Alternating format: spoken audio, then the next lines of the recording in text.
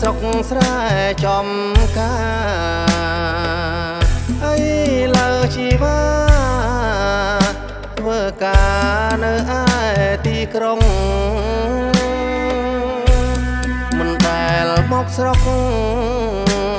បាត់មុខមាសស្ងួនសូនឈឹងឆ្លុកដីទីក្រុងលងនឹងលុយឡានវិឡាដួងចិត្តនាងស្រែខំតែរងចាំជាច្រើនខែឆ្នាំបានត្រឹមសកាភ្លេចអត្រពៀងនាងភ្លេចទៀងគូសង្សារចាំតែដុល្លារក៏នឹកថាភ្លេចប្រាក់រៀលហើយភ្លេចជ្រូកមន់ទា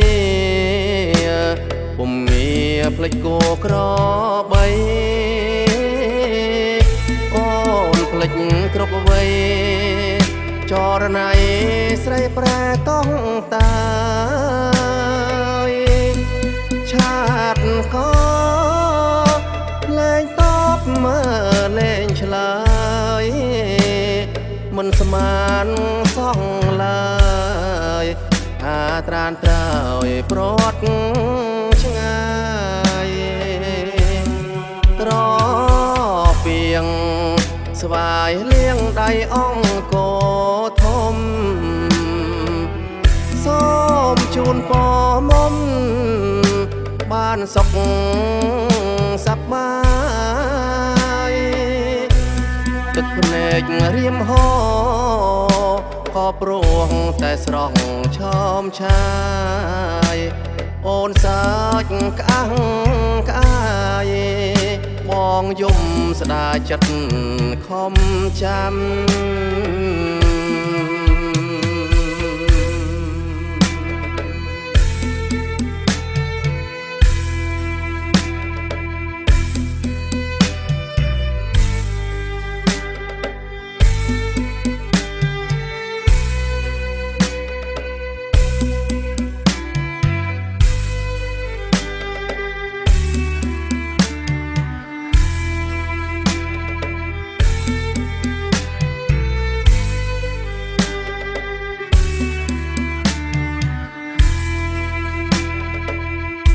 ភ្លេចជ្រូកមន់ទាពុំងារភ្លេចគោក្របីអូនភ្លេចគ្រប់អ្វីចរណៃស្រីប្រែតងតាយឆាតក៏លែងតបមើលលែងឆ្លើយមិនស្មានសងឡើយ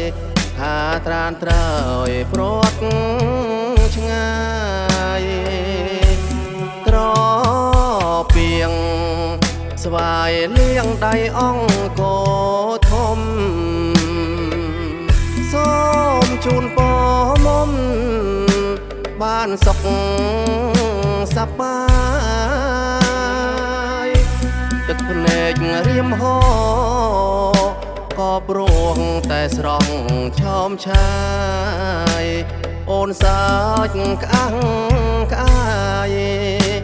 បងយំស្ដាយចិត្តខំចាំ